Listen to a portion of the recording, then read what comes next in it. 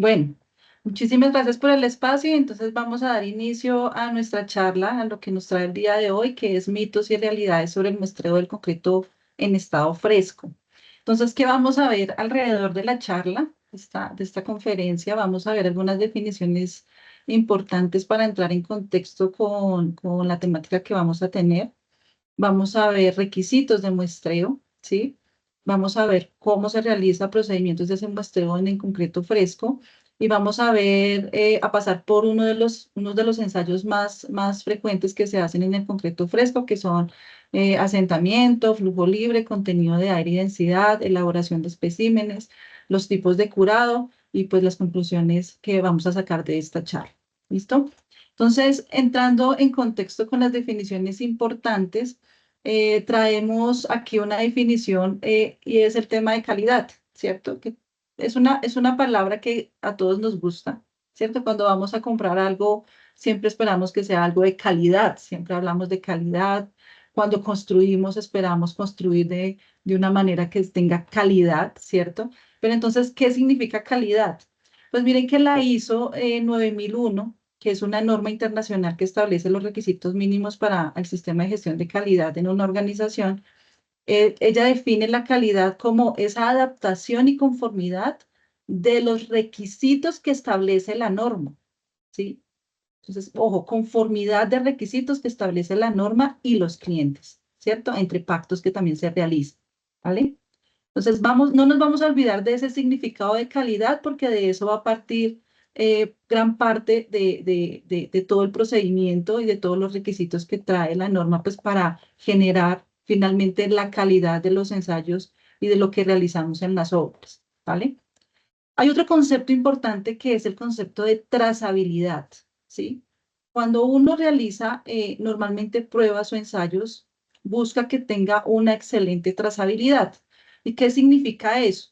Son esas acciones, ese conjunto de acciones, medidas y procedimientos técnicos que nos va a permitir identificar y registrar cada producto, ¿sí? Eso es una trazabilidad. Y cada producto, cada producto que tenemos en la obra, todo el concreto que compramos en la obra o que realizamos en la obra, debe contar con esta trazabilidad, ¿vale? También existe un concepto importante que se ve mucho en el tema de normatividad y es el tema de aspectos objetivos, ¿sí? Son características y expectativas que se miden, es medible, es numérico, ¿sí? Y se basa en normas y en estándares, ¿sí? Esas medidas normalmente cuentan con unos procedimientos que se deben cumplir, que están registradas en unos estándares normativos. Entonces, esos son aspectos objetivos, que es medible, que yo puedo cuantificar. Existen otros aspectos subjetivos, ¿sí? Que aunque yo no lo cuantifico, ¿sí? No lo mido, sí puedo dar una apreciación, ya sea por una percepción que tengo o por una opinión, y eso se da mucho, por ejemplo, en algunos ensayos en donde yo puedo ver apariencia, puedo tener aspecto sensorial, ¿cierto? Puedo tener una apreciación del producto que en este momento pues, nos concierne, que es el concreto del que estoy recibiendo en la obra. ¿Listo? Y también existen unos grados de calidad, ¿sí? Cómo calificamos bueno, malo, si es excelente, que resultan ser un poco relativos, ¿sí? Pueden ser objetivos, objetivos o subjetivos, dependiendo de todas las características que se establezcan como referencia, ¿vale? Ahora, hay un concepto importante que finalmente es uno de los principales objetivos con el cual nosotros hacemos los ensayos de concreto y es buscar unos resultados de resistencia a la compresión, ¿sí? ¿Por qué buscamos resistencia a la compresión? Porque al concreto le encanta esta propiedad, al concreto le encanta que lo comprima, ¿sí? Y normalmente es una de las propiedades fundamentales que se miden en los concretos. No estoy diciendo que sea la única, es una de las principales, pero hay muchas más que se miden en los concretos. ¿Listo? Entonces, esa resistencia a la compresión la vamos a definir como esa capacidad que tiene el material para soportar esfuerzos de compresión, ¿cierto? Esfuerzos de presión, de comprimir. Y la F' sub C, que normalmente se encuentra en los textos, en las normas o en los reglamentos, hace referencia a esa resistencia de compresión específica, ¿sí? esa que normalmente está especificada, pues, especifican los diseñadores estructurales en los proyectos, ¿vale? No nos podemos olvidar del término de durabilidad, que resulta ser una habilidad, ¿sí? Que es esa capacidad que va a tener el concreto para soportar ataques, agentes externos, que finalmente pueden afectar el tiempo de servicio de una estructura. Y lo que nos trae a colación en este momento es también otro concepto importante y es el concepto de muestra, ¿sí? ¿Qué vamos a definir por muestra y qué vamos a definir por muestra compuesta? Una muestra es esa parte del concreto que extraemos de una mezcla, ¿cierto? Que consideramos que cumple con todas las características que tiene ese volumen de mezcla que estamos midiendo. ¿Listo? Eso es una muestra. Ahora, ¿qué es una muestra compuesta? Una muestra compuesta es la combinación de varias porciones que se sacan de todo un volumen de mezcla y que finalmente combino, ¿cierto? Para poder hacer o generar un valor analítico medio. ¿Sí? Eso es una muestra compuesta. El curado inicial, que también es otro concepto que también se menciona mucho en normatividad, lo vamos a definir como mantener el concreto en las condiciones de humedad y temperatura para que se garantice la hidratación del cementante en el fraguado final, ¿sí? Antes del fraguado final. Entonces, estos conceptos son muy importantes porque de esto pues va a partir eh, cierta terminología pues que tenemos en la normatividad. Ahora, requisitos de muestreo. Hay un requisito de muestreo que es fundamental para tomar pues, las muestras de concreto y es que las personas que realizan estos ensayos o que toman muestras en los concretos debe ser personal calificado, ¿cierto? La NSR, por ejemplo, la NSR 10 especifica que el personal que realiza la prueba debe estar certificado, ¿sí? Pero no decía cómo se certificaba, ¿sí? ¿Qué medios tenía para poder certificarse? Hoy en día las normas técnicas colombianas en sus actualizaciones, ¿sí? En sus últimas versiones, han mostrado un texto que muestra la manera en que se debe certificar. Entonces aparecen algunos organismos, algunas universidades, instituciones de educación superior que pueden dar esa certificación y acreditar la competencia del personal para tomar estas muestras. ¿Por qué es importante eso? Desafortunadamente en la industria muchas veces se ve que a veces se puede tomar este tipo de ensayos a la ligera, ¿sí? O este tipo de muestreo a la ligera. Y muchas veces lo toman personas que no están capacitadas, ¿sí? O se asignan personas que pues, realmente de pronto no tienen un oficio relativo en la construcción. Entonces, usted no está haciendo nada, entonces venga, tómeme la muestra, ¿sí? ¿Usted qué está haciendo? Venga, tome, si no está haciendo nada, entonces venga, tome el asentamiento, venga, tome los cilindros, haga los ensayos, ¿sí? Y resulta que de ahí parte el gran problema de lo que uno ve en las obras y es la variación y los problemas de resultados que se pueden tener en los ensayos, ¿sí? Entonces, por eso se hace mucho énfasis en que el personal tiene que estar debidamente capacitado para hacer todo este tipo de ensayos y muestreo. Ahora, ¿cuál es el objetivo de realizar una muestra de concreto? ¿Sí? Vamos a basarnos en la norma que realmente regula o genera el procedimiento o el estándar para sacar una muestra en concreto fresco. ¿Sí? Y la idea, el objetivo principal es que esta norma, que es la NTC 454, nos dice que debemos sacar una muestra compuesta representativa. ¿Sí? Cuando hablamos de representativa, quiere decir que tiene que ser una muestra homogénea, ¿cierto? Que integre correctamente todas las materias primas que componen la mezcla de concreto y que aparte de eso no esté distorsionada, ¿sí? Distorsionada ¿por qué factores? Ya sea por el transporte, por otros agentes externos que puedan aparecer durante la extracción, ¿sí? Entonces, son estos dos principios, que sea homogénea y que no esté distorsionada. Y sobre todo que se haya garantizado que se hayan hecho todos los ajustes que tenga la mezcla. Entonces, si se van a hacer ajustes de agua, si se van a hacer ajustes en la dosificación de los agregados, del cementante, de los aditivos, para poder generar finalmente el diseño de mezcla, pues realmente se tiene que hacer todos los ajustes para posteriormente sacar la muestra compuesta representativa. Esta muestra va a definir todo el volumen de la mezcla que estamos teniendo en la obra. ¿Y qué se busca con esta muestra compuesta? Se busca que obtengamos resultados confiables, ¿cierto? En cada uno de los ensayos. Cuando hablamos de los ensayos de calidad de producto, son esos ensayos que van a determinar el cumplimiento del concreto que se está colocando en cada uno de los elementos, ¿sí? Entonces, ya sea toma de cilindros, toma de contenido de aire, tomas de rendimientos volumétricos, todo eso me está definiendo realmente el concreto que se está colocando en el elemento, ¿sí? De ahí la importancia de sacar esa muestra representativa para lograr estos resultados confiables. Hay unos requisitos de muestreo, unos requisitos de registro y ensayo en el concreto fresco.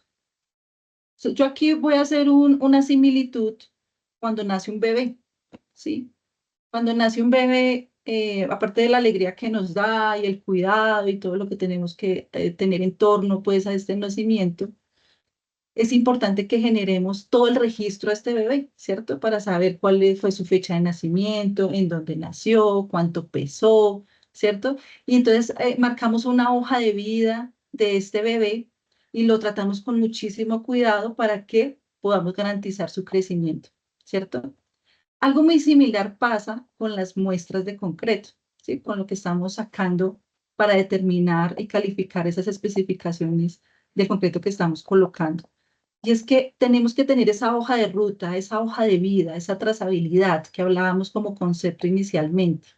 Entonces, es importante que sepamos, por ejemplo, la fecha y hora de fabricación de la muestra, ¿cierto? Y todo esto está consignado en cada una de las normas. Por ejemplo, la NTC 550, ¿sí? Me dice que debo determinar la fecha y la hora de fabricación de la muestra, esa fecha y hora de nacimiento, ¿sí? Identificar la muestra, localización del componente de obra que corresponde a la muestra. Esto es muy importante, sobre todo en el tema de investigación de resultados bajos. ¿Por qué? Cuando uno tiene este tipo de investigación de resultados bajos, uno siempre quiere saber cuál es el elemento que está afectado, ¿cierto? ¿Sí? Si yo no tengo la localización del componente de obra, ¿sí? Si yo recibo concreto y no tengo realmente la trazabilidad, ¿dónde estoy colocando ese concreto? No tengo la trazabilidad del punto exacto, pues va a ser muy difícil el tema de investigación de resultados bajos, sobre todo para tomar decisiones, ¿sí? Tenemos que tener en cuenta los documentos asociados a la fabricación y recepción. Si estamos, por ejemplo, comprando concreto premezclado, ¿cierto? Si nos están llevando concreto premezclado a la obra, pues debe contar con una remisión, ¿cierto? Debe contar con un serial, debe contar con una trazabilidad del diseño, de la especificación que estamos comprando, ¿sí? Entonces, esos son documentos asociados. Y lógicamente, después de que sacamos la muestra y que sacamos todos los ensayos concernientes a esa muestra, pues tenemos que dejar registrado los resultados. Entonces, ¿cuánto me dio el asentamiento o el flujo libre que estaba tomando de esa muestra? ¿Cuánto me dio la temperatura? ¿Cuánto fue el contenido de aire? ¿Cuánto fue la densidad? Entonces, todos estos resultados finalmente me van a dar indicios porque todo esto va a estar ligado, ¿sí? Todos estos datos se tienen que unir. Entonces, por ejemplo, si yo tengo un resultado de densidad baja y un resultado de resistencia bajo, estos datos se unen. O por ejemplo, si tengo un contenido de aire alto y tengo un resultado de resistencia bajo, ese dato se une. Entonces, cada uno de esos datos van a servir para poder hacer el análisis final de los resultados de resistencia. Por eso es tan importante dejarlo registrado como esa hoja de vida de un bebé que recién nace. ¿Listo? Ahora, en torno al muestreo de concreto se han generado muchísimos mitos, ¿sí?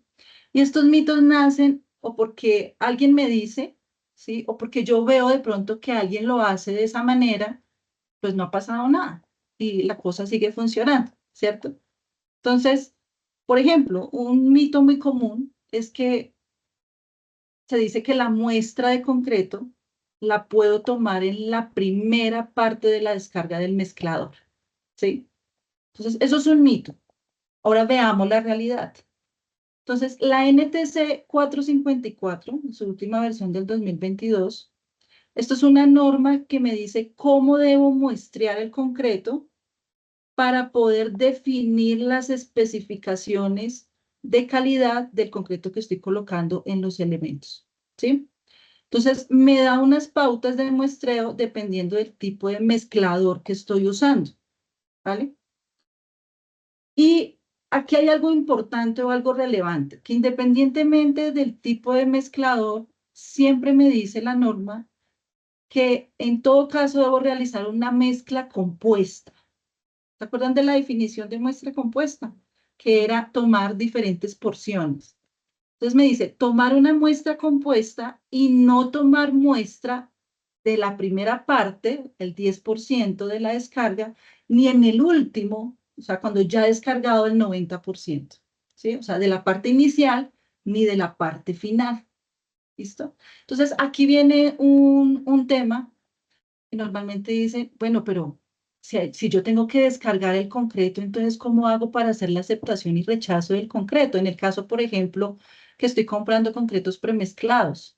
Entonces, si yo compro un concreto premezclado, hago un pacto comercial con el productor de concreto, en donde él me dice, yo le voy a llegar de un asentamiento específico, con un rango de tolerancia. Ejemplo, 6 pulgadas más o menos una. La norma me dice, usted tiene que muestrear en la parte media del cargue, por ejemplo, ¿cierto? Me dice, no toque el final, no toque el inicio ni toque el final. Entonces, si el concreto está fuera de especificación, quiere decir que lo tengo que recibir sin ningún problema, porque la norma me dice que tengo que tomarlo en la parte final. La respuesta es no. Ojo, esto no se debe confundir con fines de aceptación o rechazo de las especificaciones pactadas con el productor. ¿Listo? En dado caso, cuando yo voy a hacer aceptación o rechazo de una mixer, en muchas ocasiones sí se toma al principio del descargue, ¿sí? Normalmente se deja salir un rezago que sale de la canal, que normalmente viene mezcla de arena, grava de pronto que no se conformó en todo el concreto. Entonces se deja sacar esa porción e inmediatamente se toma una muestra, pero con esa muestra yo solamente voy a definir la aceptación o rechazo hacia el productor de concreto, ¿sí? Entonces yo pedí 6 pulgadas, pero me llegó de 9, pues ahí me va a dar un indicio, ¿listo? Y yo puedo hacer aceptación o rechazo. Pero coger esa muestra y llevármela al laboratorio para hacer cilindros, para hacer contenido de aire, para hacer densidad y para hacer el resto de ensayos, eso es lo que no está bien. ¿Listo? Recuerden que la norma me dice, si usted quiere determinar las especificaciones de calidad de producto que está colocando en el elemento, usted tiene que tomarlo, ojalá en la parte media de el cargue o de la mezcla que tiene de concreto. ¿Listo? Ojo con la parte final y con la parte inicial y con la parte final de las mezclas. Aparte, no se debe confundir con los ensayos de uniformidad. ¿Listo? La NTC 454 me habla de muestra compuesta. Esas muestras compuestas no se deben confundir con los ensayos de uniformidad. ¿Cuáles son los ensayos de uniformidad? En la NTC 3318, que es la norma que genera pues, los estándares y los requisitos para producción de concreto, esa norma me da pautas para hacer ensayos de uniformidad con el fin de evaluar la eficiencia del mezclador y la homogeneidad de la mezcla. Normalmente se hace mucho en plantas de producción de concreto, ¿sí? Entonces, en ese entre el 10 y el 90%, ¿cierto? Del concreto, del volumen que tengo, yo empiezo a muestrear en diferentes porcentajes. Entonces, yo puedo muestrear, sacar solo una muestra, no muestra compuesta, una muestra, ¿cierto?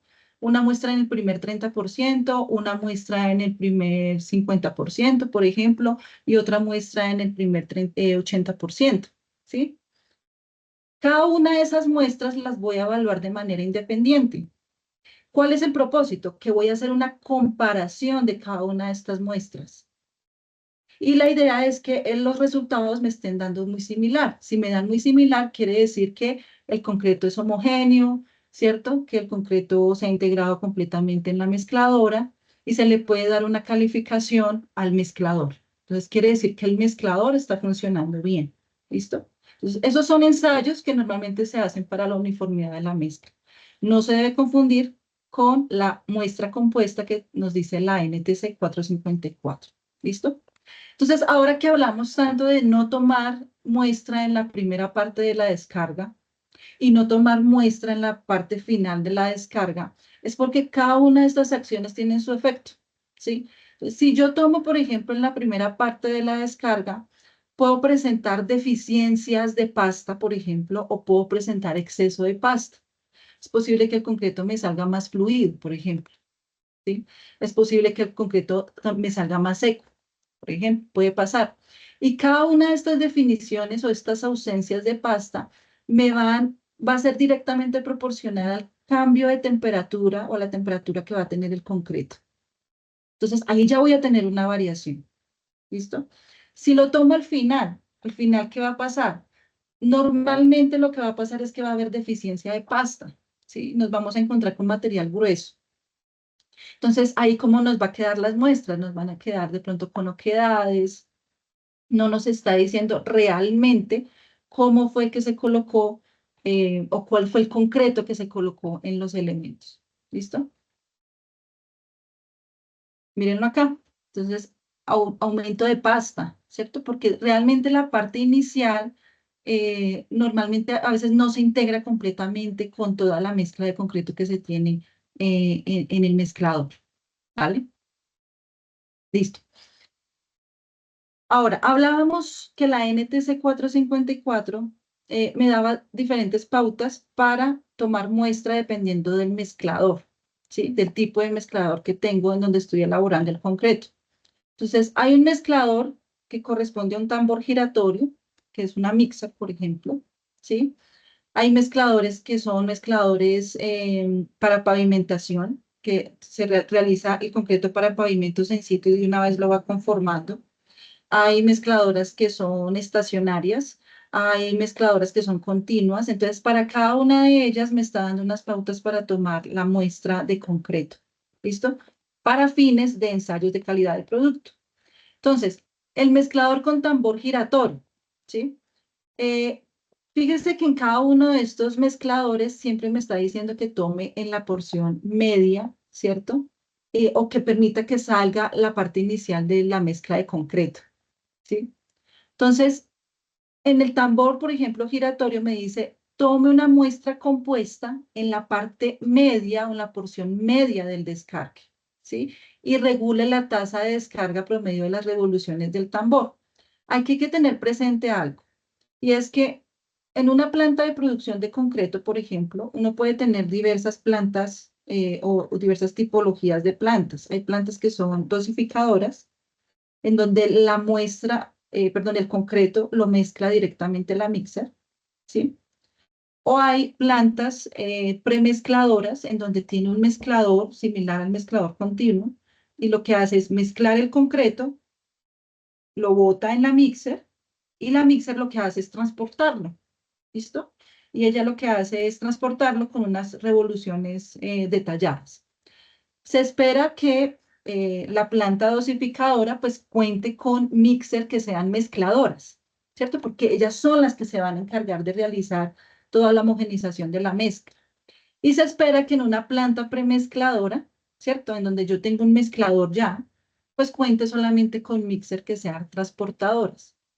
En dado caso, yo tengo que saber qué tipo de equipos son los que tengo y dar la mezcla y la frecuencia y los tiempos necesarios para garantizar la homogeneidad de la mezcla. ¿Sí? Eso es importante tenerlo en cuenta. Y pues eso está en cada tipología de la mixer que estemos usando. Existe otra mezcladora que se llama mezcladoras de pavimentación. ¿Sí? Les decía que son mezcladoras que realizan el concreto y de una vez lo van conformando y va generando un avance en su frente de obra. Estas mezcladoras de pavimentación, el muestreo que se hace para sacar cilindros o vigas, por ejemplo, es que uno deja que se descargue el concreto, ¿sí? Y la muestra se toma después del descargue, ¿sí? Porque no hay manera que lo tome o que el equipo me entregue directamente, aparte, pues, la muestra de concreto. Entonces, lo que hago es que descargo el concreto, ¿sí? Puede tenerse en el área, en el frente de obra, pueden tenerse unos cajones o unos contenedores, ¿sí? Ya dispuestos para proteger la muestra de que no se me vaya a contaminar con material, por ejemplo, de subrasante, ¿cierto? O con desmoldantes de los laterales o encofrados. Entonces, yo ahí lo puedo cuidar, ¿listo? ¿Qué es lo importante aquí? Fíjese que nuevamente me dice que tome una muestra compuesta y dice que de al menos 5 porciones diferentes, ¿sí? Hablamos siempre de muestra compuesta para poder generar un análisis de resultados medios que tiene esa mezcla, ¿vale? Existe la mezcladora estacionaria. La estacionaria normalmente son estos trompitos que ustedes ven aquí mezcladores. Hay unos que son muy grandes, que pueden ser de 2 bultos. Hay unos que tienen capacidad de medio metro cúbico, por ejemplo. Hay otros más chiquitos que se utilizan en laboratorio, que pueden tener capacidad de 30 litros de concreto, ¿sí? Aquí, ¿qué es lo importante? Aquí me dice, vuelva y tome, ¿cierto? Una muestra compuesta, dice tomar 2 o más porciones en la parte media de la bachada, ¿sí? Y haga una muestra compuesta. Y también permite que se haga la descarga en todo el contenedor de la bachada. Entonces, por ejemplo, en trompos o en mezcladores de laboratorio que son más pequeños, uno lo que hace es llevarlo todo a una carretilla y en la carretilla empieza a hacerse el remezclado para conformar toda la mezcla y de ahí sacar todo el resto de los ensayos. ¿Listo?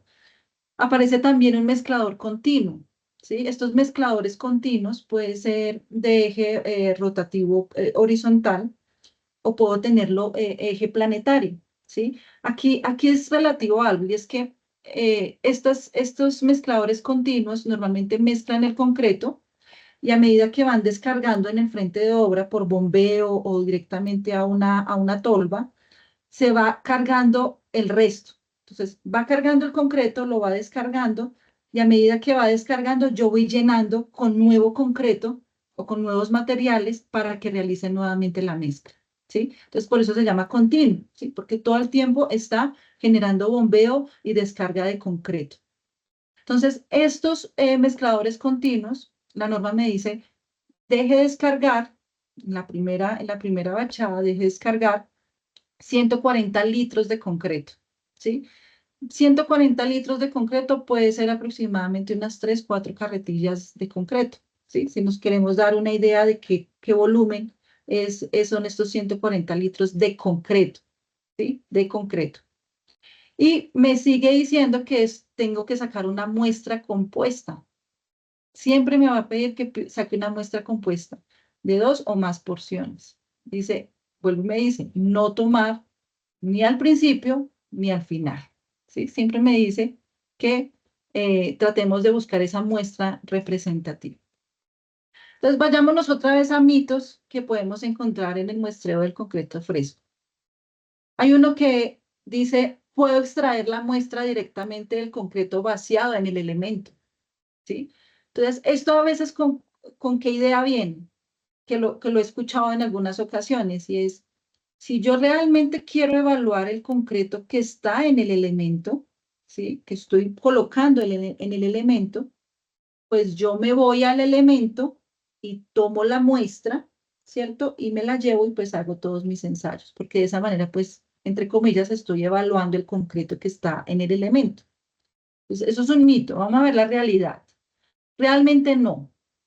La muestra, si yo tomo la muestra directamente en el elemento, va a ser una muestra que va a estar alterada, ¿sí? ¿Por qué va a estar alterada? Porque cuando yo estoy colocando el concreto en el elemento, este concreto va a ser vibrado, ¿sí? Va a estar en contacto con desmoldantes. Es posible que tenga contacto con agua emposada, por ejemplo, ¿sí? Entonces, ahí yo estoy alterando la muestra. Estoy distorsionando el diseño de la mezcla. Y recordemos que todos estos ensayos de calidad están midiendo es el concreto que estoy colocando en el elemento, ¿sí?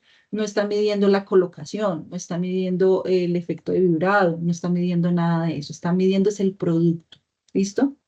Entonces, no se recomienda tomar directamente la muestra en el vaciado, ¿sí?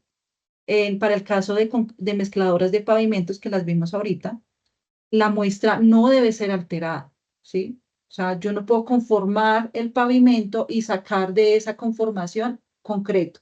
No. La idea es que la mezcladora de pavimento, cuando realice el descargue del concreto, ahí mismo tomamos la porción de la muestra, cuidando pues de que no lo vayamos a contaminar con materiales como pues la subrasante y otros materiales que se puedan estar presentando en la colocación. ¿Listo? ¿Qué podría pasar si no tomamos una muestra representativa? Entonces, en el estándar, en la norma NTC 454, me dice que tenemos que tomar una muestra representativa con unos procedimientos. Uno de ellos es que no utilicemos recipientes que sean absorbentes, por ejemplo, ¿sí?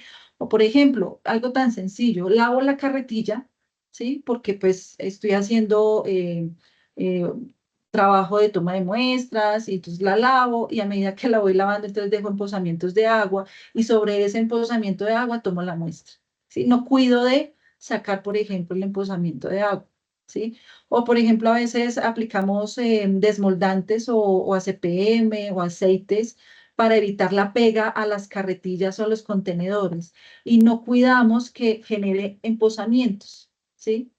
Entonces, en ese momento ya estamos distorsionando la muestra que está llegando a ese contenedor. Entonces, ¿qué pasa cuando utilizamos este tipo de recipientes? Entonces, seguramente vamos a tener pérdidas de agua, ¿cierto? Por material absorbente. Es frecuente, por ejemplo, cuando hay pegas de concreto. Esas pegas de concreto, si nosotros no homogenizamos, no humedecemos, perdón, lo que va a pasar es que se van a convertir en un material absorbente, entonces van a generar pérdida de agua, ¿cierto? Va a haber pérdida de pasta de pronto por contenedores rotos, ¿cierto? Que tengamos fugas, entonces ahí ya hay una distorsión de la muestra. ¿Y qué va a pasar si hay fuga de pasta, si hay pérdida de agua? Pues inmediatamente va a haber una variación en la relación agua-cemento, ¿sí? Y la relación agua-cemento es una de las consideraciones importantes que uno tiene en cuenta para hacer los diseños de mezcla. Entonces, ahí ya estoy distorsionando completamente la muestra. ¿Listo? Tomar la muestra sin garantizar que se hayan realizado todos los ajustes. Esto también es muy común. ¿Sí? Entonces, pasa a veces cuando llegan concretos premezclados y es que llega el concreto como se tiene la costumbre de tomar siempre al principio, ¿cierto? Entonces nos vamos con la muestra del concreto que tomamos al principio, sacamos todos los ensayos y resulta que a medida que van colocando la mixer, perdón, el concreto que está en la mixer, por X o Y motivo pierde manejabilidad, y entonces, venga, echémosle agua o no, echémosle aditivos, entonces ahí yo ya estoy modificando el concreto. Pero resulta que la muestra que usted se llevó y donde tomó realmente los ensayos, pues le está diciendo algo muy distinto a lo que realmente usted está colocando en la obra. ¿Listo? Entonces, de ahí la importancia de realizar todos los ajustes antes de tomar todos los ensayos, ¿sí? Entonces, para no distorsionar el F' sub C, esa resistencia específica que estamos buscando. Y pues otros ensayos que podemos ver que la conductividad, permeabilidad al agua, el tema de durabilidad, que también es medible. Otro mito importante. Como hablamos de muestra compuesta, ¿cierto? Entonces, si ustedes tienen varios cargues, pues podrían, por ejemplo, pensar que puedo conformar una muestra compuesta de varias porciones de diferentes camiones mezcladores. Entonces, si tengo 5 camiones, estoy en un vaciado de concreto masivo, por ejemplo. Entonces llegaron 10 mezcladores o 10 mixer. Entonces, como me dijeron muestra compuesta, entonces yo voy a tomar una porción de este, otra porción de esta mixer y voy armando una muestra compuesta, ¿sí? ¿Qué es lo que se recomienda? La verdad es que esa muestra compuesta debe ser de varias porciones, pero de una misma bachada, ¿sí? De la parte media de una misma bachada. ¿Y qué entendemos por una misma bachada? corresponde al volumen del concreto que está dosificado en un mezclador, no en varios, ¿sí? En un solo mezclador durante un ciclo de producción. ¿Listo? Entonces, esa muestra compuesta la tenemos que sacar de una sola bachada, ¿sí? De ese volumen.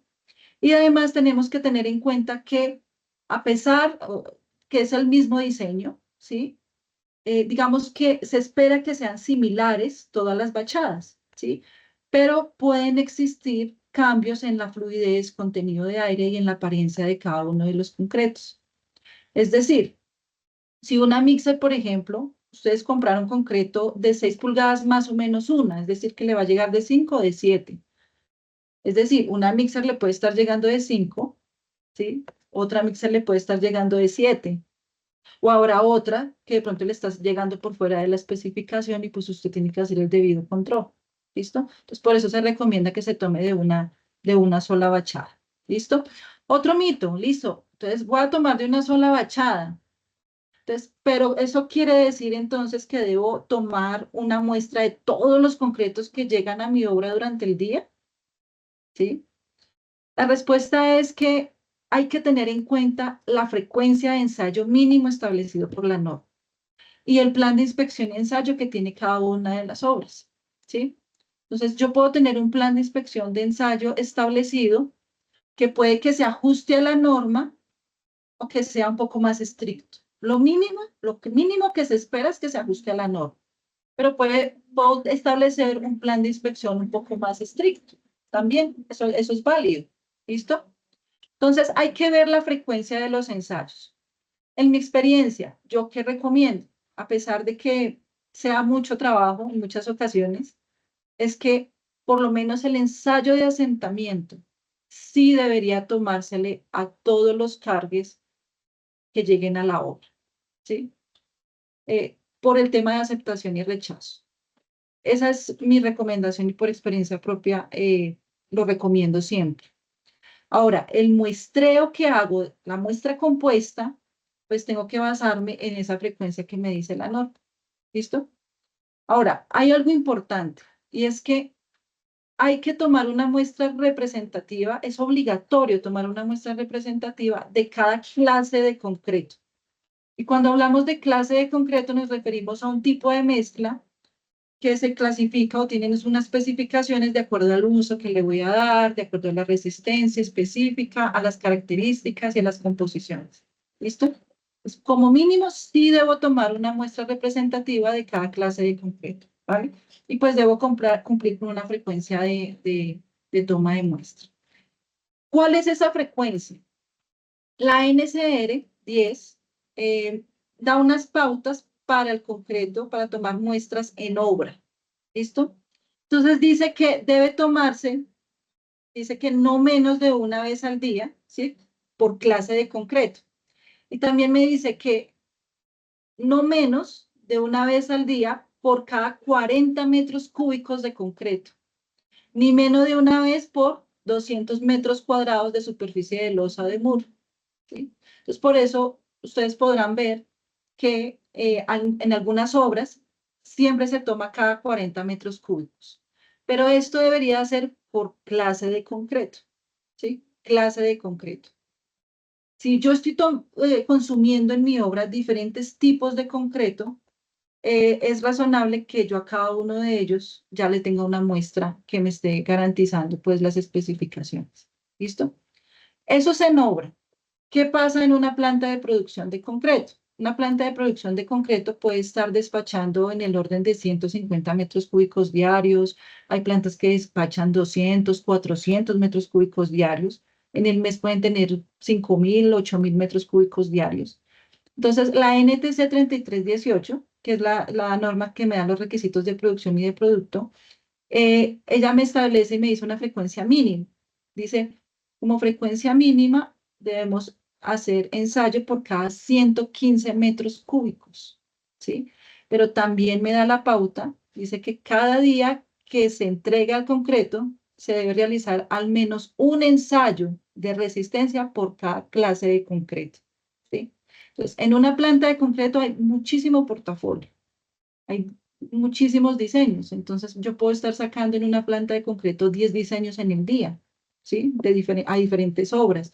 Pues a esos diseños les debo estar sacando una muestra de concreto que sea representativa. ¿Listo?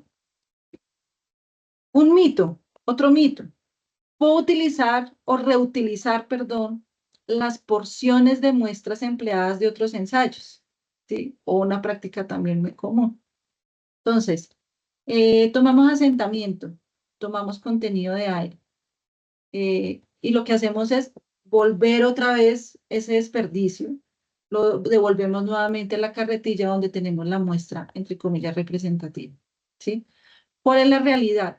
No se debe hacer, ¿sí? Cada vez que realizamos un ensayo, esa muestra o esa porción que estamos midiendo se tiene que desechar, porque es que ya la modificamos, ya la pisonamos, ya le dimos chipote, por ejemplo, para sacar el aire. Ya la modificamos. Entonces, si la devolvemos nuevamente, ya la muestra que tenemos deja de ser representativa. ¿Vale? Otro mito importante. Antes de tomar la muestra, debo mezclar lo suficiente el concreto con el fin de garantizar la integración de todos los materiales y su homogeneidad. Esto es totalmente cierto, ¿sí? Lo que hablábamos al principio. Dar la mezcla suficiente para poder integrar todos los materiales, pero aquí tenemos que tener una precaución también importante. El mezclado excesivo también nos puede generar contratiempos, ¿sí? Si yo genero un mezclado con bastante intensidad, lo que puedo generar es pérdida de manejabilidad, por ejemplo, ¿sí? Aumentar contenido de aire porque está naturalmente atrapándose ahí dentro de la mezcla. Puedo aumentar la temperatura, por ejemplo, ¿sí? Entonces, eso también me va a afectar bastante eh, los resultados pues, que estoy obteniendo del concreto. ¿Listo? ¿Existen tiempos límites para la toma de muestra y elaboración de ensayos? Sí, sí, hay tiempos límites. La toma de muestra, por ejemplo, compuesta, hablábamos de porciones, ¿sí? Entonces, si yo voy a tomar en la parte media de la mixer, entonces cada porción de ellas, de este concreto, no debe pasarse de 15 minutos, ¿sí? Entonces tomo la primera porción en el 40% y entonces me espero hasta el 80 y puede pasar media hora. No, ya se genera una distorsión de la muestra. ¿Listo? Y también una vez se toma esa muestra compuesta, también tenemos unos tiempos establecidos para empezar a hacer los ensayos. Entonces, para el asentamiento, para la temperatura, para el contenido de aire, normalmente se debe realizar en los próximos 5 minutos, ¿sí? Una vez obtengo la muestra. Para el moldeo de los cilindros, por ejemplo, no debe exceder 15 minutos, ¿sí? Y importantísimo, nunca nos olvidemos de proteger la muestra del sol, ¿cierto? No dejarla a la intemperie, porque va a haber agentes que nos va a generar afectación en la relación agua-cemento, ¿listo? Y pues nos va a alterar los resultados. Aquí iniciamos una sesión de preguntas, Juli. No sé si tenemos preguntas por ahí de nuestro público. Gracias, Dianita. Sí. Bueno, entonces es el momento de responder sus preguntas. Iniciamos con una pregunta que nos dejaron en el formulario de registro, donde dicen, ¿cómo se deben transportar las muestras de concreto mientras están aún en camisas y con menos de 24 horas de fraguado? Eso es una pregunta bien interesante. Realmente no se recomienda transportar los cilindros antes de las 24 horas, ¿sí? No se recomienda. ¿Por qué? Que normalmente el concreto en esa edad está todavía en su etapa de entre fraguado inicial y fraguado final, ¿listo? Entonces, si las transportamos así sea en la camisa, o en el molde, vamos a generar movimientos que van a alterar el cilindro. Entonces, no se recomienda. Ahora, después de las 24 horas, muchas veces se desencofra y se envía a transporte. En lo personal, yo tampoco lo recomiendo, ¿sí? Si lo van a transportar, transpórtenlo con la camisa o con el molde, ¿listo? Si de pronto existe la necesidad de fallar o hacer fallos de cilindros a un día o a horas, entonces fállenlo con el cilindro, ¿cierto? Fállenlo, perdón, transpórtenlo con el cilindro para cuidar que el cilindro no se vaya a maltratar, ¿listo? Existen algunos patentes de transporte donde pueden utilizar canastas que puedan evitar el movimiento del cilindro, que pueda preservar, por ejemplo, la humedad del cilindro. Eso existe, ¿sí? Entonces nos podemos ayudar con eso. También podemos ayudarnos con laboratorios que tengamos aliados pues, que realicen adecuadamente el transporte de estos cilindros. Pero ante todo, siempre tenemos que proteger ese cilindro. ¿Listo? Y ojalá no transportarlo antes de esas 24 horas. Listo. Tenemos otra pregunta. Dice, ¿cuál es el lugar ideal de almacenamiento al finalizar el ensayo? De almacenamiento ¿se referirá a almacenamiento de los cilindros antes de realizar el Sí, ensayo o después? después de finalizar el ensayo. Bueno, realmente, pues después de realizar el ensayo, si estamos hablando digamos que ensayar los cilindros, todavía no. Estamos hablando de estado fresco. Entonces, la manera de preservar los cilindros, ahorita lo vamos a ver con el procedimiento o el estándar de curado. ¿Listo? Y a otros ensayos que se van realizando en estado fresco, como por ejemplo asentamiento o contenido de aire, son muestras que se van desechando inmediatamente y vamos registrando los resultados. ¿Listo? Si hablamos ya de cilindros en estado endurecido, pues tenemos que preservarlos ya en un estado de curado previo al fallo que vamos a tener. Listo, Dianita. Esas eran las dos preguntas que teníamos. Invitamos a nuestro público a que estén muy activos a través del chat y nos dejen todas esas dudas e inquietudes que vayan surgiendo a lo largo de la charla. Listo. Vale. Gracias. Entonces voy a seguir aquí con los ensayos, ¿sí? El ensayo de asentamiento y fluidez. Estos ensayos están basados en norma, la NTC 396, que habla de asentamiento para concretos convencionales, ¿cierto? Y la NTC 5222, que me da las pautas para concretos autonivelantes o autocompactantes. La NTC 396 hace poco incorporó una metodología que es con el cono Bedoya, ¿sí? Es un cono más pequeño, que tiene unas dimensiones más pequeñas que el cono de Abrams.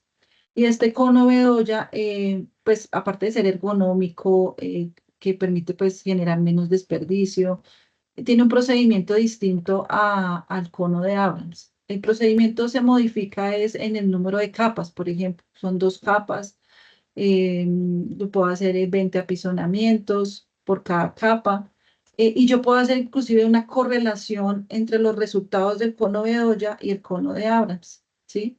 Entonces puedo empezar a hacer una correlación, y es muy fácil su uso porque yo lo puedo utilizar inclusive encima de un mesón, ¿sí?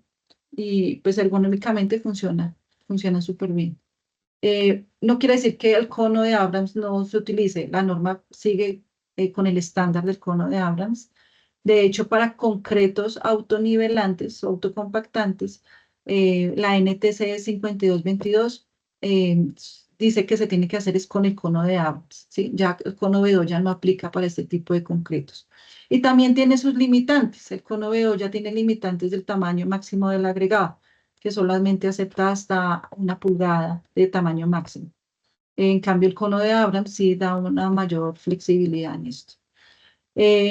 Pero pues resulta ser muy interesante esta nueva metodología y, por ejemplo, para plantas de producción, por ejemplo, Concretos Alión ya lo incorporó en su medición, ha resultado muy útil porque rinde bastante el trabajo, es mucho más eficiente, menos desperdicio, es más sostenible en temas de ensayos de laboratorio.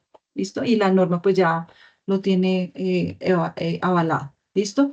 ¿Cuál es el objetivo de este ensayo? Realmente es medir la trabajabilidad de la mezcla, ¿sí? ¿Qué tan trabajable va a ser esa mezcla? ¿Qué tan manejable va a ser? ¿Sí?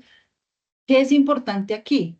Es que me va a dar una medición, ¿cierto? Cuando yo hago el ensayo como tal, me da una medición, pero yo no me puedo quedar solo con esa medición. Hay también aspectos visuales. ¿Se acuerdan de esos aspectos subjetivos que hablábamos de apreciación, del sentido, de lo que puedo observar durante el ensayo? Entonces, aquí también podemos evaluar, por ejemplo, si una mezcla es muy cohesiva, ¿sí? Si tiene exceso de pasta, por ejemplo, si tiene tendencia a la segregación, ¿sí? Que la pasta se separa de la grava. Puedo medir, por ejemplo, si existe un muy buen ensamble granulométrico, ¿sí? Entonces, si yo tengo exceso de pasta, entonces un diseño me puede decir, oiga, yo tengo que mover el porcentaje de arena, por ejemplo, ¿sí? Para nivelar un poquito de esa pastosidad. Porque eso realmente se me va a reflejar ¿en dónde? En el elemento, ¿sí? Entonces, mezclas tan pastosas no son tan buenas porque generan mayor contracción, por ejemplo. Mezclas que son muy, lo que llamamos gravilludas, ¿sí? También tienden a generar problemas durante la colocación en el acabado. Entonces, aquí también podemos ver eso, ¿sí? Hacer una evaluación que puede convertirse a veces en subjetiva de la apariencia del concreto, ¿listo? Aunque no es medible, ¿no? ¿Cuáles son los efectos en la variación del procedimiento de este ensayo de asentamiento? Entonces, recuerden que esto es un estándar, ¿sí? Para poder medir la calidad del producto que estoy colocando en el elemento, yo tengo que seguir un estándar, ¿listo? Es un estándar. Si yo me salgo de ese modelo, de ese estándar, lo que estoy haciendo es que existe la posibilidad de que esté dando aceptaciones a concretos que no cumplen con la especificación, ¿sí? O estoy haciendo que cumpla, por ejemplo, ¿listo? O puedo rechazar concretos que sí están cumpliendo, ¿listo? Entonces también unas por otras, también puedo estar afectando también el tema de suministro de concreto. Puedo estar recibiendo concretos que se van a comportar de manera distinta en la colocación, ¿sí? Si yo no sigo ese estándar. Y también, pues no estoy midiendo la pérdida real de manejabilidad del concreto, porque estoy modificando el estándar. Entonces, la idea de seguir ese estándar es que me dé un dato, una medición real de lo que va a pasar durante la colocación. ¿Listo? ¿Qué mito vamos a encontrar en este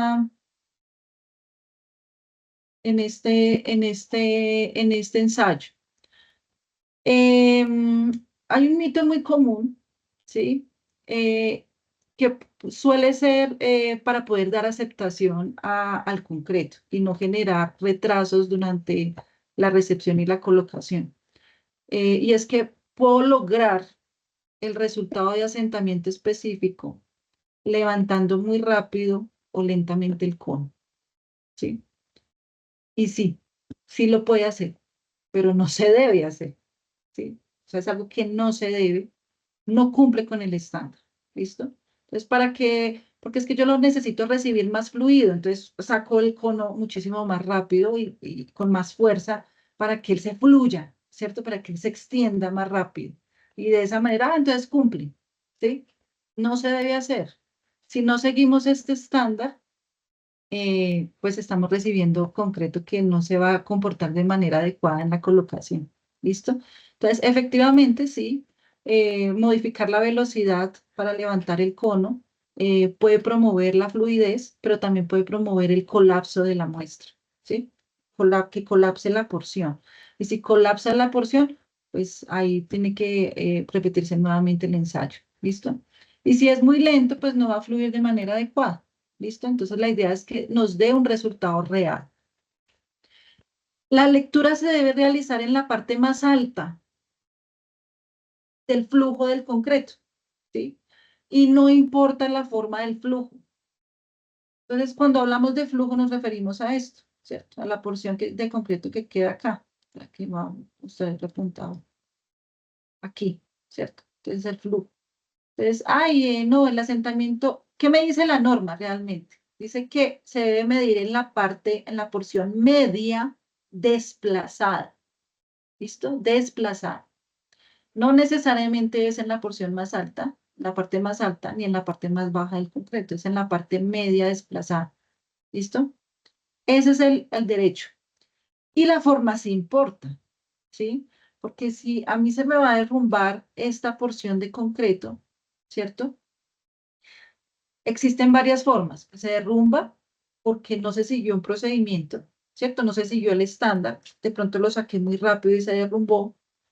Pero si otra persona vuelve y repite el ensayo y vuelve y se le derrumba, otra persona vuelve y repite el ensayo y vuelve y se le derrumba, pues implícitamente ese concreto le está diciendo algo, ¿cierto? Le está diciendo, ojo, porque puedo tener poca cohesividad, ¿sí? Y si tengo poca cohesividad, siguiendo el estándar, ¿no? Si tengo poca cohesividad, quiere decir que en el elemento se me va a comportar de una manera similar. ¿Listo?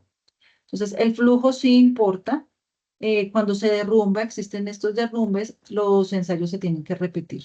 ¿Listo? No se puede dar aceptación.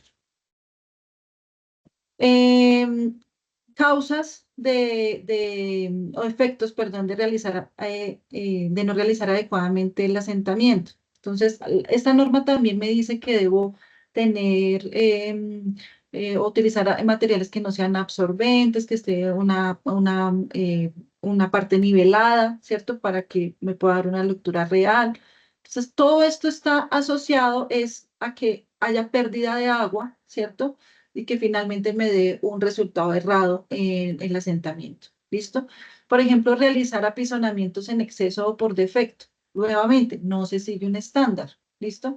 Entonces, ¿qué pasa cuando apisono demasiado la porción del concreto? Pues lo que voy a generar es una segregación. ¿Sí? Que la parte más gruesa se me vaya para el fondo y la pasta se suba. ¿Listo? Entonces, es posible que cuando levanten el cono, haya derrumbe, por ejemplo. Eso puede pasar, ¿listo? Y pues no va a garantizarse la uniformidad de cada una de las capas que se deben conformar en el cono, ¿vale? No sujetar el cono correctamente. La norma habla de sujetarlo para evitar pérdidas o fugas en la parte inferior. Entonces, nuevamente, fuga de pasta, ¿sí? Siempre está asociado también con la fuga de pasta, colapso de la muestra, ¿sí? Entonces, hay que permitir que el concreto fluya naturalmente, permitiendo pues limpiar los rezagos que quedan después de realizar el apisonamiento y el enrase, porque pues tenemos que garantizar que el concreto fluya de manera homogénea y libremente, ¿listo? Para que nos dé una medida real. Ahora, la temperatura, ¿sí? Este es otro ensayo que se debe hacer, porque es que la temperatura modifica muchísimo las propiedades o las condiciones del concreto, ¿listo? Hay especificaciones o hay concretos que se especifican por temperatura, por ejemplo, cuando tenemos colocación, sobre todo de alto volumen de concreto. Pero ¿cuáles son sus efectos? O sea, si yo tengo una temperatura muy alta o muy baja, ¿sí? Pues realmente me va a modificar la velocidad de evaporación del agua. Normalmente cuando la temperatura es muy alta, promueve la contracción plástica y pues la aparición de fisuras. Promueve, por ejemplo, la pérdida de manejabilidad. Se alteran o se modifican los tiempos de fraguado de los concretos, ¿sí? Obliga a que haya mayor consumo de agua para poder mantener la manejabilidad. Modifica la colocación y el acabado de concreto. Se tiene que cambiar el procedimiento de curado cuando tenemos concretos que tienen una temperatura altísima, ¿sí? En donde yo no puedo generar o aplicar agua a cierta temperatura porque puedo generar choques térmicos, ¿listo? Puede haber cambio en la ganancia de resistencia, ¿sí? Normalmente los concretos que están con una temperatura más elevada tienden a dar resistencias más altas, ¿sí? Pero su resistencia a edad tardía tiende a no crecer o dar menos resistencia, ¿sí? Entonces, por eso hay que cuidar mucho el tema de temperatura. Existe un mito que no está asociado al ensayo como tal, porque realmente la NTC 3357 da las pautas para el ensayo. Es un ensayo muy sencillo que puede utilizar termómetros digitales o análogos, pero hay un mito desasociado ya a la especificación del concreto. Y es que la temperatura no puede exceder 32 grados centígrados, ¿sí?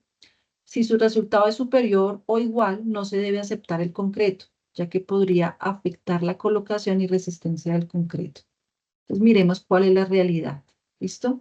Entonces, hay muchas normas, ¿sí? Hay normas y guías que especifican un límite, un máximo de temperatura en estado fresco, en 32 grados centígrados o 35 grados centígrados.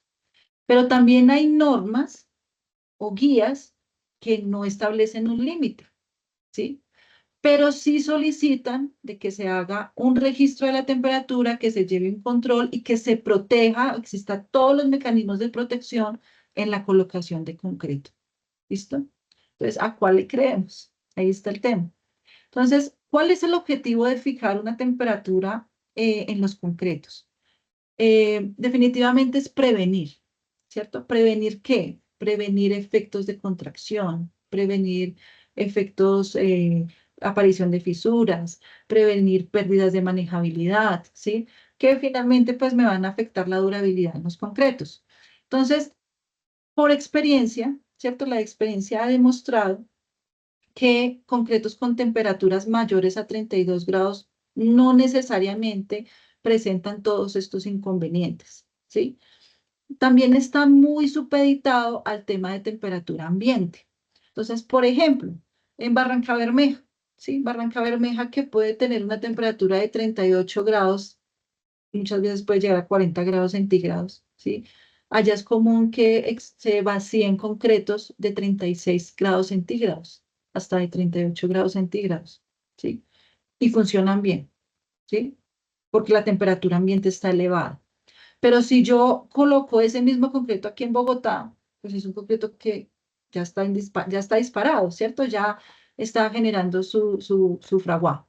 Entonces, esto realmente se debe revisar es dependiendo del tipo de colocación que vamos a hacer, del tipo de concreto que estamos utilizando, de la temperatura ambiente donde está la obra, ¿sí? Y pues las características generales de los elementos. ¿En dónde cobra mucho valor el tema de temperatura? Cobra mucho valor cuando estamos colocando altos volúmenes de concreto, ¿sí? Concretos masivos, en donde tenemos que cuidar adecuadamente la resistencia en el núcleo, ¿cierto? En la parte interna del concreto, ¿sí? Entonces, ahí es cuando realmente cobra importancia porque tenemos que revisar el delta de temperatura que hay entre la parte interna del concreto y la externa, ¿sí? Por norma, este delta o este diferencial de temperatura no debería pasar de 20 grados centígrados, ¿sí? Entonces, un concreto que tenga una temperatura elevada versus la temperatura ambiente podría estar pasando o sobrepasando ese delta de temperatura que pide la norma, ¿listo? Y eso tiene también sus explicaciones, y es que el concreto o el cemento como tal empieza a desarrollarse una trinjita secundaria y entonces me empieza a generar expansiones y me empieza a generar temas de fisuración y problemas de durabilidad en los concretos, ¿listo? Pero pues resulta que también depende mucho de la especificación. ¿Cuál es la recomendación aquí? Que no se vuelva un modelo, ¿sí? Porque es que yo escuché que era 32, pero resulta que voy a colocar un elemento que realmente no requiere especificación por temperatura, ¿sí? Entonces, cuidemos los modelos, ¿sí? Basémonos realmente en los elementos que vamos a colocar en la tipología y en las especificaciones. ¿Listo? Ahora, contenido de aire. El contenido de aire también es un ensayo que nos va a mostrar realmente cómo se va a comportar el concreto, ¿sí? Existe cantidad de aire naturalmente atrapado que normalmente es el que se genera durante el proceso de la mezcla, ¿sí? Y hay aire que yo puedo incluir de manera intencional, que normalmente lo hago con aditivos. Y este aire intencional tiene cuidadosamente ubicados las burbujitas o todos los poritos que se interconectan con todos los capilares de manera ordenada para un propósito, ¿sí? Pero es porque yo intencionalmente lo hago, porque tengo un propósito, que normalmente se utiliza mucho en concretos que se especifican por hielo y deshielo, ¿sí? Entonces, ahí puedo utilizar eso. Pero hay que medirlo, ¿listo? Entonces, ¿por qué lo tengo que medir? Porque realmente la medida que tenga ese contenido va a afectar la densidad del concreto, ¿cierto? Y al afectar la densidad del concreto, también me va a afectar la resistencia. Y tiene bastante relación con la compactación que vamos a realizar en las muestras de los concretos para medir la resistencia. ¿Listo? Por ejemplo, el aire naturalmente atrapado, si yo realizo una mezcla continua, ¿cierto? Intensa del concreto, lo que voy a hacer es incrementar esa porosidad e incrementar la conductividad. Y ese incremento de conductividad, pues promueve el ingreso de líquidos, vapores, gases o agentes externos que pueden afectar la durabilidad del concreto. ¿Listo?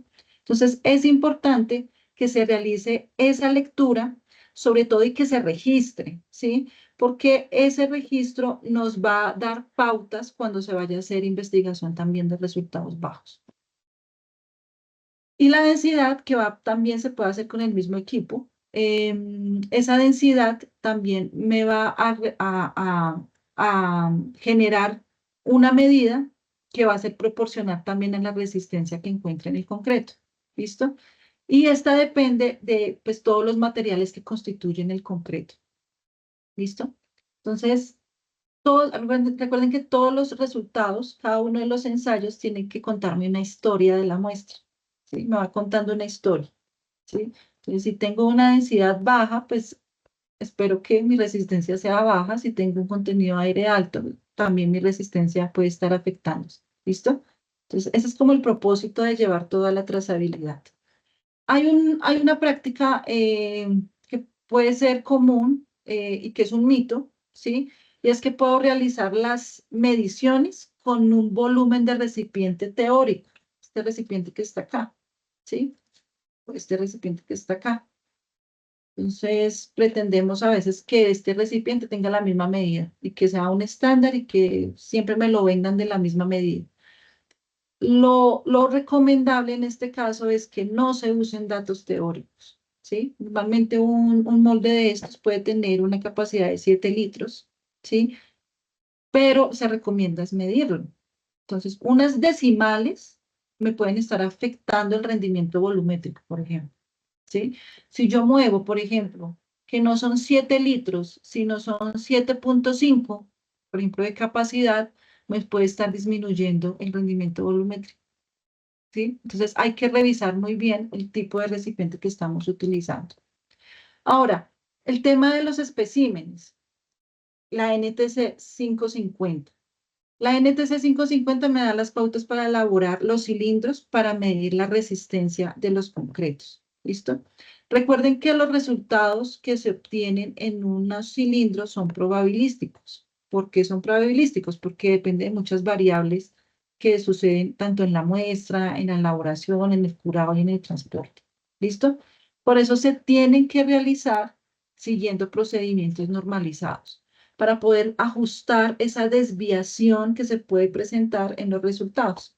¿Listo? Mientras más se ajusten esas desviaciones, pues el control que vamos a tener dentro del concreto, pues va a ser mucho mejor. ¿Listo? Y eso pues nos va a traer muchos beneficios en cuanto a la resistencia de diseño, ¿sí? Y pues costos asociados en tomas de decisiones que nos podemos ahorrar ajustando todas estas variaciones. Entonces, hay un mito que se logra ver a veces en algunas prácticas que se ven en algunas tomas de muestras y es dejar un moñito en la parte superior de los cilindros, ¿sí? Yo lo digo moñito porque realmente dejan es como una porción de concreto ahí, porque lo que se dice es que el concreto se va contrayendo, ¿sí? Y va bajando su nivel. Entonces lo que se hace es que yo dejo ese moñito para un tiempo después, 15, 30 minutos, pasar a enrasarlo y mejorar el acabado, ¿sí? Y compenso la exudación. Entonces, si el concreto está exudando, entonces yo mejoro esa exudación para que el cilindro se vea más bonito, ¿sí? Pero ¿cuál es la realidad? Recuerden que estos cilindros que ustedes están tomando me están mostrando, o sea, va a ser para fines de medir la resistencia, pero también me están mostrando cómo se está comportando el concreto en los elementos. Entonces, si yo modifico su naturaleza, por ejemplo, el cilindro empezó a exudar y yo no, es que yo no quiero que exude y le quito la exudación, yo ya estoy modificando, ¿sí? Entonces, se recomienda que se deje tal cual. Si está exudando, déjelo exudar, ¿sí? Y anótelo en el registro, anote la muestra número tal, tal, tal, tuvo, pueden comprar ¿cómo es que se llama? Un calibrador, se me perdió ahorita el nombre, unas reglas que son milimétricas para medir la distancia, por ejemplo. Entonces pueden anotar ahí, exudó tantos milímetros, ¿sí? Entonces, así mismo se está comportando en el elemento. Cuando usted va a ver la losa de pavimento, cuando usted va a ver la placa, va a haber una lámina de agua muy similar. ¿Listo? Es posible que la vea. Entonces, hay que hacerlo como dice la norma. La norma me dice que debo enrasarlo inmediatamente. ¿Listo? Y permitir que él se comporte como se está comportando también en el elemento. ¿Listo? Entonces, enrasarlo lo que va a hacer es distorsionar ese F' sub C. ¿Sí? Entonces hay que tener mucho cuidado con eso. También hay causas y efectos de no realizar adecuadamente el procedimiento, ¿sí? El de los especímenes, por ejemplo, apisonar en exceso, ¿sí? Lo que se hace de pronto es a veces golpear en exceso la muestra para sacar el aire y a veces lo que se hace es el efecto contrario, ¿sí? En vez de sacar el aire, lo que hago es incorporar más aire, ¿listo? Y también tiende a segregar la mezcla, ¿sí? Por ejemplo, falta de desmoldante en el manejo de los cilindros. Entonces, esta falta de desmoldante lo que va a generar es que cuando yo lo esté desencofrando, pues se desportille, ¿sí? Se desportille. Y entonces este desportillamiento cambia digamos, el área de aferencia de contacto en el momento del ensayo la está modificando. Entonces, se espera que esta diferencia la compense el neopreno, ¿cierto? En el momento del fallo. Pero resulta que por norma este cilindro necesita ser pulido. ¿Listo? Necesita ser pulido. Si no se ajusta y si no se pule, pues igual nos está dando un valor de F' sub C también distorsionado. Y nos va a modificar el tipo de falla, ¿sí? Entonces, hay cilindros que fallan de esquina, de borde, la falla número 5. Entonces, estos cilindros también tienen un protocolo con la NTC 673, también dice que hay un protocolo para este tipo de fallas, ¿listo? Que se debe permitir luego también realizar una falla continua después de lograr este fallo este fallo de borde, ¿listo? Pero la idea no es llegar a eso, la idea es que no se desportille porque voy a tener un muy buen desmoldante y aparte de eso, pues que si está desportillado, pues tendrá el procedimiento de ser pulido, ¿vale? Los tipos de curado. La norma me da dos tipos de curado. Esto es la NCR10. ¿Listo? Hay curado en laboratorio, que es el curado estándar, que es el que realizamos a los cilindros. ¿Listo? A los cilindros de concreto. Ese curado se basa en un curado inicial, en donde tengo la muestra en estado fresco y lo llevo a cierta temperatura y a cierto cuidado. ¿Listo? Y a un curado final, en donde también lo llevo a cierta temperatura y a cierto cuidado, y se hace con el objetivo de medir el F' sub C especificado, ¿sí? Del producto, ¿listo? Hay otro curado que está también en la NCR10, que es el curado en obra. Entonces, el curado en obra lo que dice es que ustedes pueden tomar una muestra de cilindros, ¿cierto? Y colocarlos junto al elemento que están vaciando, ¿listo? Bajo las mismas condiciones. Entonces, si usted vinipeló el muro o la columna, pues también tiene que vinipelar la muestra de cilindros y la coloca ahí al ladito, ¿listo? Pero ojo, hay un error y es que pretendemos medir la resistencia de F' sub C con esos cilindros y eso no es para eso. Si vamos a medir F' sub C, lo tenemos que hacer con el curado estándar o el curado de laboratorio. Este curado en obra es para un fin y es evaluar la calidad del curado de la obra, ¿sí? O sea, si yo tengo que modificar el curado. Entonces, vinipelando no me funciona, entonces, ¿con qué otra metodología de curado sí me va a funcionar? O, por ejemplo, para procesos constructivos, ¿al cuánto tiempo tengo que desencofrar? Por ejemplo, ¿sí? Entonces, en vez de desencofrar el muro, en donde puedo afectarlo por movimiento, ¿sí? Lo que hago es revisar el concreto que tengo ahí, en esos cilindros testigos, bajo las mismas condiciones, y si se deja rayar, pues espero un momentico para no desencofrar y no afectar el muro. En cambio, si el concreto del cilindro está bien, pues me puede dar una decisión para poder realizar el desencofrado. Es para tomar decisiones en obra de manera constructiva, pero no para determinar F' sub C. ¿Listo? Entonces, un mito común es no realizar el curado inicial ni final de los cilindros, ¿sí? ¿Y por qué no se hace? Porque es que como a mí eso me da bien. O sea, yo lo he hecho y me sigue dando la resistencia, ¿sí? Entonces puede pasar que sí le dé, pero la pregunta del millón ¿es confiable ese resultado? Ese resultado de resistencia sí es confiable. Puede que le dé, pero el nivel de confiabilidad. Entonces, para que sea confiable ese resultado, debemos llevar todos los diseños, todas las muestras, perdón, a un curado inicial y un curado final. ¿Listo? Entonces, la norma, la NTC 550, me da unas pautas para realizar ese curado. Entonces, me da unas pautas, por ejemplo, de curado inicial. Y me dice, si su concreto es menor de 40 megapascales, el curado debe, el curado debe basarlo en una temperatura entre 16 a 27 grados centígrados. Normalmente se hacen en cuartos controlados o en cuartos en donde trate de preservar esa temperatura. ¿Listo? Pero si dejamos los cilindros a la intemperie, por ejemplo, pues no estamos preservando esa humedad y la temperatura que es finalmente parte del curado inicial que debemos hacer. Si el F' sub C es mayor a 40 megapascales, la temperatura debe estar entre 20 y 26. ¿Listo? Y el curado final normalmente se puede hacer en piletas por inmersión. Esas piletas lo que hacen es pues, preservar la humedad, terminar de hidratar ese cementante, ¿sí? Vienen con una cal hidratada, por ejemplo, ¿sí? 3 gramos por litro, y lo que va a hacer es mantener el concreto hasta el momento de su fallo, ¿listo? Entonces, medir o hacer el estándar de curado nos va a permitir resultados confiables. Causas y efectos. Por ejemplo, el no aplicar la cal, ¿sí? El no aplicar la cal realmente permite que haya lixiviación de calcio en todo el agua, ¿cierto? Entonces, a veces podemos ver que el agua resulta blanca, ¿sí? Sin haberle aplicado cal. Y es porque existe lixiviación, es decir, empieza fuga de hidróxidos de calcio en toda la pileta y pues eso hace que se genere pérdida de resistencia y afecte también las propiedades. ¿Listo? Entonces, para que el resultado sea confiable, toca aplicarle cal.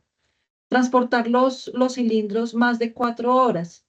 A veces es común hacerlo, sobre todo con el tráfico de las ciudades, que los cilindros puedan durar muchísimo tiempo en un vehículo. ¿Qué se tiene que cuidar acá? Y es preservar la humedad, ¿sí? Evitar que sean golpeados, evitar sobrecargas, que me vayan a generar distorsión en los resultados. ¿Listo? Entonces, como conclusión, definitivamente la toma de muestra y los ensayos los tiene que hacer personal calificado. ¿Listo? No podemos dejarle esa tarea a cualquiera, sino que debemos garantizar que sea una persona que tenga las competencias para hacerlo. Y en definitiva, debemos usar los procedimientos estándar que se encuentran en las normas actualizadas para la aceptación o rechazo del concreto. ¿Listo? Y modificar el muestreo y el ensayo siempre va a tener resultados inciertos. Puede que le dé, pero hay que medir la confiabilidad del resultado. ¿Listo? Ese es como el objetivo principal de la normatividad. ¿Vale? Entonces, esta fue la charla. No sé si tenemos la otra sesión de preguntas, Juli.